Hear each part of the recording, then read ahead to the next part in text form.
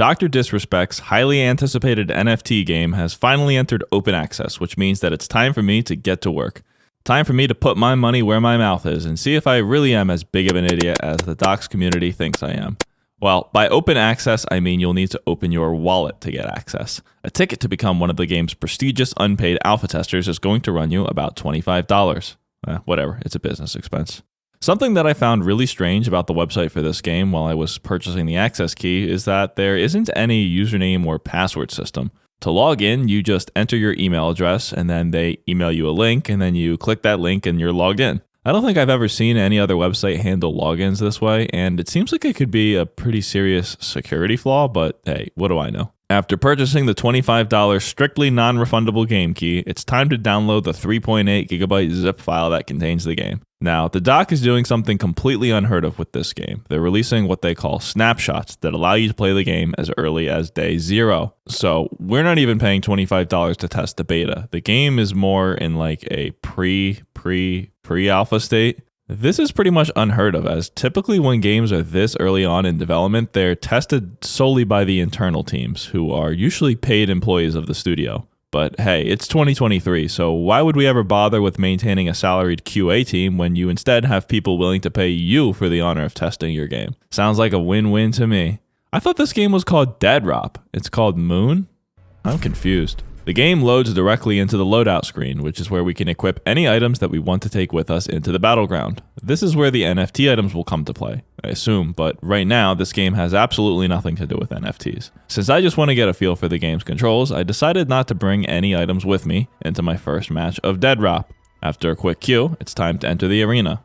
Deadrop is what they're calling a vertical extraction shooter. It's a bit of a hybrid between Call of Duty Warzone and Escape from Tarkov. The game's map consists of this big tower, and you spawn at a random place at the start of every match. Sometimes you'll even spawn right next to another player.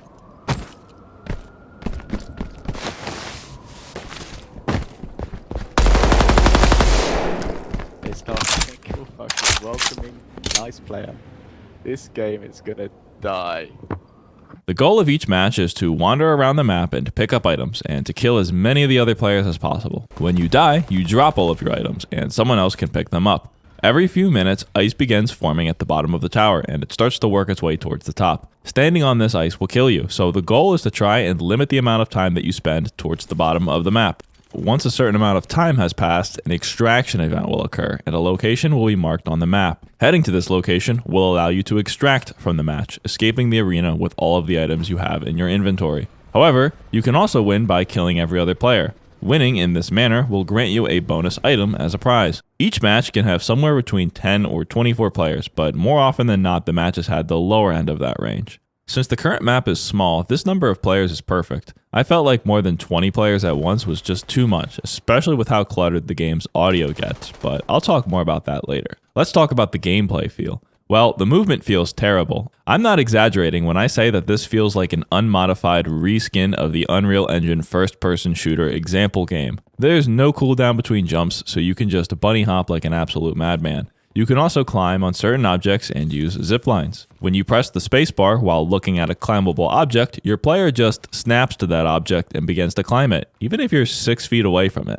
Climbing ladders feels equally terrible, as it's tremendously slow and you're a sitting duck while you're climbing. And you'll most likely be required to climb a ladder, as they're everywhere, so be prepared. You can also slide, but that move actually didn't feel that bad. The gunplay is unsurprisingly highly unfinished. Hit registration is god-awful, and most of the guns have next to no recoil. Time to kill is super low, so the winner of a gunfight is usually whoever has the high ground or shoots first. Or even more likely, whoever has the better internet connection. There are a few different types of guns that you can find around the map, as well as attachments. Shotguns, snipers, submachine guns, the usual lot. But the attachments that you can add to your guns don't really feel like they make any sort of measurable difference, but it's kind of hard to tell when the gunfights only last 3 seconds. Also, when you equip an attachment to your gun, you can't unequip that attachment. You also can't tell which attachments your gun has. You can only see how many attachments it has. When you log into Deadrop the very first time, you'll have a few weapons in your inventory that have a different color than the normal versions of those weapons that you'll find around the map. I assume that these are supposed to represent the NFT items, which are cosmetically enhanced versions of the normal weapons. However, when you use these items in-game, you'll still lose them forever if you fail to extract with them. This was one of the main problems that I mentioned in my other video, and this is what the doc was referring to in his now infamous tweet. These are the items that are supposedly worth $100,000. If these items were worth that much, then there's literally no reason to ever take them into a real match, especially since they're just cosmetic. You would just be putting a target on your head for no benefit besides minor internet clout. Plus, how much would it suck if you had an item that you bought for $100 get lost due to your game crashing in the middle of a match? Or, even worse, what if you got killed by a hacker? Either I'm missing something or this is a serious oversight on the developer's part. Another strange design choice in this game is that you can respawn 2 times. You respawn with a pistol, but all of the other items that you had on your previous life are left behind in a bag where you died. This ability to respawn leads to some funny situations. If you're lucky, sometimes you'll respawn only a short distance away from where you died. Then, you can easily just run straight to the person who killed you and get instant revenge. It makes the game feel a lot like a fast-paced deathmatch, and not so much like a traditional battle royale. The risk factor in this game currently is insanely low. Since it's super easy to find weapons scattered around the map, there's pretty much no reason to ever bring anything into the match with you. Since the map isn't that big and the advantage that the attachments give you is unnoticeable, it's totally viable to just play like an absolute rat.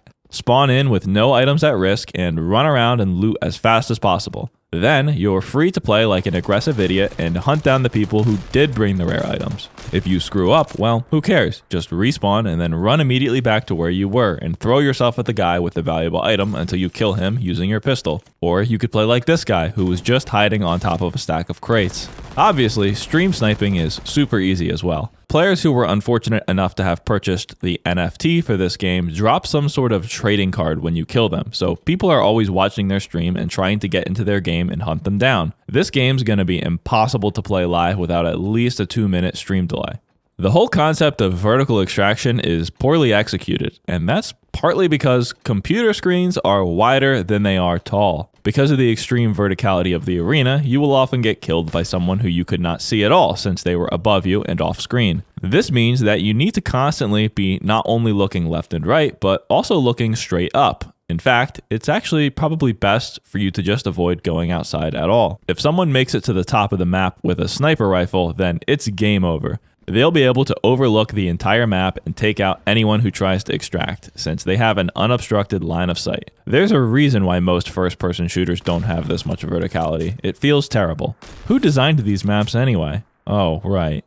I won't criticize the game's graphics too much, since they're mostly placeholders, but the performance is abysmal. For some reason, you can't put the game on a lower graphics setting than medium, but even on medium, I was hardly able to get above 50 frames per second. When you die and respawn, there's this weird little filter added to the game for the rest of the match. I have no idea why this happens, but it's headache-inducing, and it makes it difficult to see. The game consists of some of the finest artwork you've ever seen, hand-purchased with the doc's very own credit card. Actually, the extraction helicopter is a modified free asset on the Unreal Asset Store.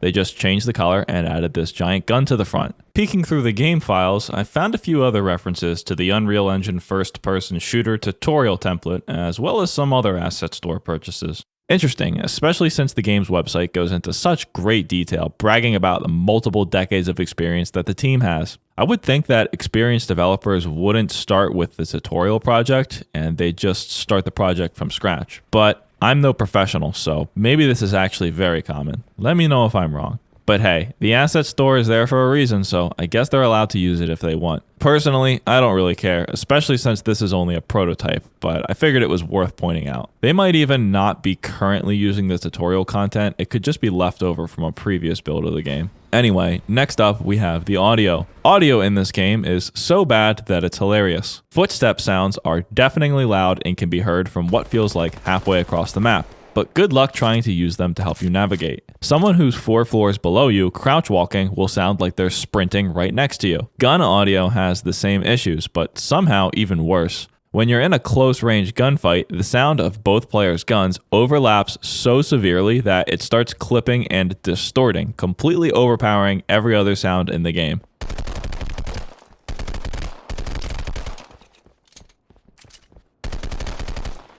The game features a proximity voice chat feature as well. However, everyone is forced to use open mic. There's no push to talk. This results in some rather comedic moments. Hey guys, what's up? Welcome back to the YouTube channel. Today we're doing a review of Deadrop, the new drdisrespect NFT game. I apologize in advance for the issues with the microphone. I have to use my webcam mic because the game interferes with my normal audio driver, but hopefully we're able to clean it up in post, so you shouldn't even notice a difference. Don't shoot me. I like to make myself believe that planet Earth. Oh, come on! Bro, you gotta be kidding me. How did you kill me?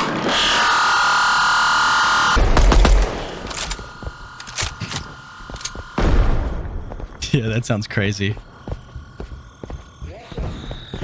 did you kill me? This is insane.